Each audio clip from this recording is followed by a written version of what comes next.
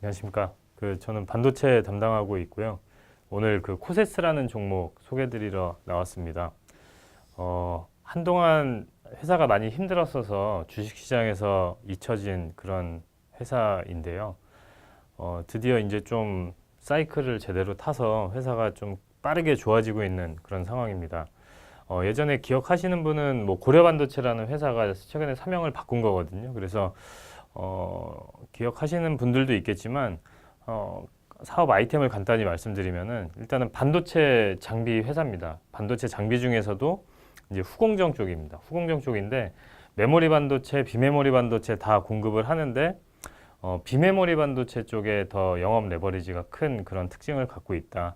그 이유에 대해서는 뒤에서 말씀을 드리도록 하고요. 그래서 비메모리 반도체 쪽에 영업 레버리지가 큰데 아시다시피 삼성전자 시스템 LSI가 지난 한 3, 4년 동안 투자가 없었거든요. 투자가 공백이 상당히 길게 나타났었는데 그 이후에 이제 작년부터 전공정 쪽에 이제 투자를 하기 시작했습니다.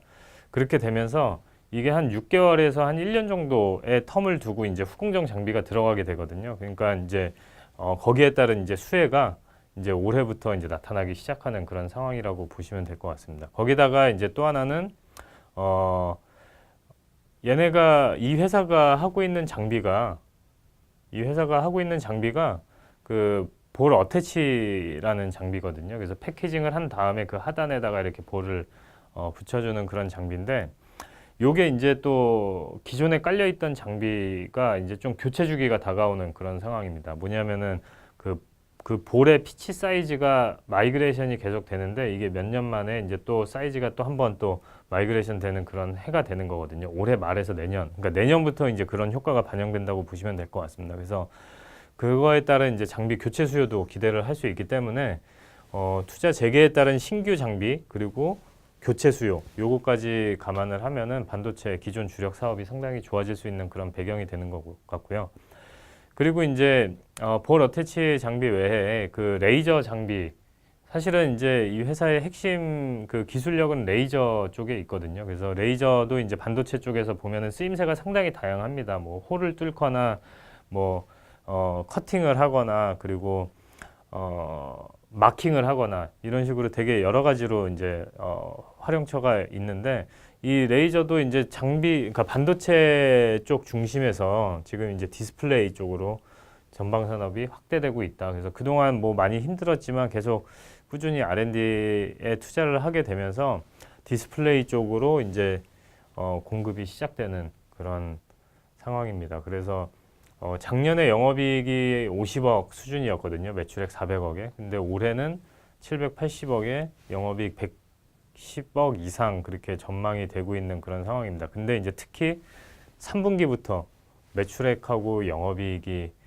크게 점프업하기 시작하는 그런 분기가 된다. 그래서 1분기, 2분기까지는 그렇게 뭐 실적에 그렇게 큰 변화는 없습니다. 작년하고 비교했을 때. 근데 3분기부터 실적이 크게 성장한다라는 점을 좀 주목을 해야 되지 않을까 이렇게 보고 있습니다. 그래서 이런 산업의 흐름 때문에 내년도는 영업이익이 올해 대비 거의 2배 이상 그렇게 나올 것 같습니다. 그래서 220억 이상 그렇게 예상을 하고 있고요. 삼성전자 시스템 이게 반도체 장비 아까 말씀드렸는데 뭐 볼 어태치랑 그리고 뭐 홀을 뚫는 뭐 드릴링 장비 뭐 이런 것들이 지금 삼성전자 하이닉스 안에서의 점유율은 100%입니다. 그래서 이 회사들이 고객사들이 투자를 늘리는 데 따라서 계속 뭐 실적 전망은 좋아질 거고 거기다가 이 삼성하고 하이닉스의 점유율이 100%다 보니까 이제 중화권 반도체 업체들도 이제 좀 관심을 많이 보이고 있습니다. 기존에 또 거기다 이제 중화권 그 반도체 후공정 업체들 있잖아요. 걔네들에도 계속 공급을 하고 있었기 때문에 중국의 메모리 반도체 투자가 진행이 되면 또 이 회사가 수혜를 받을 수 있는 글로벌 레퍼런스가 그러니까 회사 규모가 작고 그만큼 이제 시장 규모도 작은 그런 시장이거든요. 그래서 그런 만큼 이제 이 회사가 그 안에서 이제 점유율을 뭐 독보적으로 갖고 있기 때문에 글로벌 레퍼런스가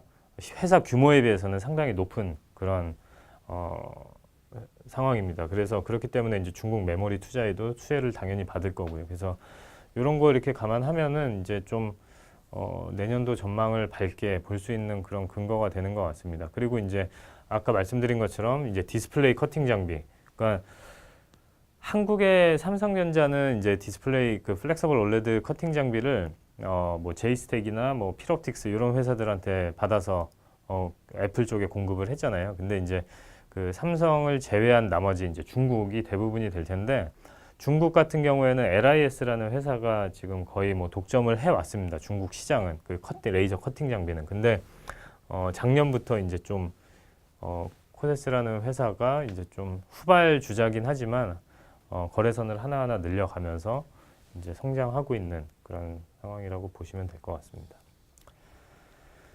그리고 이제 레이저 장비가 이 회사의 핵심 기술력이 레이저라고 말씀을 드렸고, 그래서 이런 것들이 이제 좀 뭐 확산이 되고 있는데, 이제 또 다른 전방 산업을 또 맞이하고 있습니다. 첫 번째는 그 SiP 모듈 커팅 장비. 요것도 시장이 이제 그 패키지가 계속 간소화돼야 되는 그런 니즈가 전방 산업에서 나오고 있기 때문에 SiP 모듈 시장도 이제 막 계속 커지고 있는 그런 단계거든요. 그래서 요거 커팅 장비도 이제 조만간 시장에 진입할 예정인 거고, 그리고 두 번째, 이게 좀 더 단기적으로 실적이 지금 잡히고 있는 그런 부분이라고 보시면 될 것 같습니다. 두 번째는 그 차세대 디스플레이용, 요거는 이제 미니 LED나 마이크로 LED 이런 디스플레이라고 보시면 될 것 같고, 언론에 많이 나와서 이제 좀 아실 것 같은데요. 그래서 요게 뭐 시장이 뭐 아직까지는 어떻게 얼마나 빨리 커질지에 대해서는 퀘스천이 있는 건 사실입니다. 근데 삼성전자가 어쨌든 마케팅 차원에서 이쪽을 좀 적극적으로 지금 추진을 하고 있는 걸로 파악이 되고 있고, 그거에 따라서 지금 이미 파일럿용으로 이미 50억에서 60억 규모의 매출이 발생을 했고, 이게 양산 라인이 올해 말 안에 이제 좀 올해 하반기 안에 이제 구축이 될 텐데, 그렇게 되면은 이제 이 파일럿용으로만 이렇게 나갔는데 양산 라인까지 된다고 하면은 상당히 강한 모멘텀 요소가 되지 않을까, 그렇게 생각을 해볼 수 있을 것 같습니다. 그래서 전반적으로 뭐 차세대 뭐 그런 성장 동력으로 센서나 뭐 이런 디스플레이 시장으로의 그런 확대, 이런 것들이 이제 좀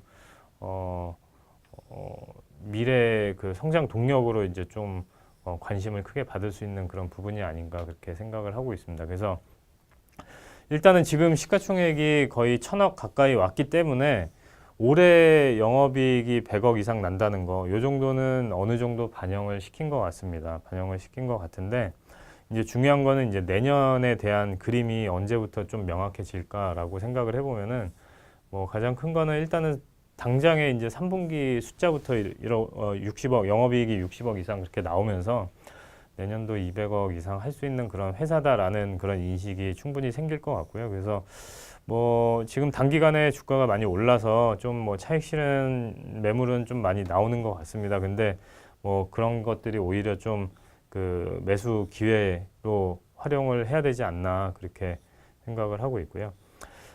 마지막으로 제가 뭐 일단 주요 포인트는 다 말씀드렸고, 아까 서두에 말씀드린 것처럼 이게 왜 메모리보다 비메모리 쪽에 더 그 레버리지가 세게 나오는지에 대해서, 그리고 이제 또 피치 사이즈가 어떻게 마이그레이션 되고 있는지, 그런 거 간단히 말씀드리고 끝내도록 하겠습니다. 일단은 반도체 후공정을 좀 이쪽 그 편에서 이제 좀 들여다보면은 메모리 반도체는 스택 방식을 주로 사용을 합니다. 적층을 해갖고 와이어로 본딩을 하는 방식이 계속 스택 수가 올라가고 있거든요. 그러면서 진화를 하는 그런 산업이 이제 메모리 반도체 산업이고, 비메모리 반도체는 그렇지가 않고 플립칩 방식으로 하거든요. 그래서 그 패키지 사이즈를 줄이는 거에 주력하는 그런 게 이제 비메모리 반도체입니다. 그래서 후공정 방식이 이렇게 차이가 있기 때문에 예를 들면은 메모리 반도체는 팹 투자를 계속 해도 이 패키지 그 스택 수가 계속 올라가기 때문에 궁극적으로 스택을 한 다음에 밑에 그 볼을 붙이는 거는 결국에는 늘어나지 않는 그런 구조거든요. 아무리 팹에서 투자를 해서 칩이 많이 나온다 해도 이거 결국엔 다 스택을 한 다음에 맨 밑에다가 볼 어태치하는 그런 장비이기 때문에 그렇게 정비례해서 늘어나지 않습니다. 그러니까 예를 들면은 이제 메모리 반도체 전공정 100을 투자하면은 볼 어태치 장비는 한 20%밖에 장비가 필요하지 않은 스택이 계속 마이그레이션 되기 때문에. 근데 이제 반면에 비메모리 반도체 같은 경우는 플립칩 단층입니다. 단층이기 때문에 이거는 팹 투자하고 보로테치 장비 수요하고 직결이 된다라고 이해를 하시면 될 것 같습니다. 그렇기 때문에 이제 삼성전자 시스템 LSI가 이제 투자가 재개된 게 이 회사한테는 상당히 큰 의미가 있다라고 생각을 하시면 될 것 같고요.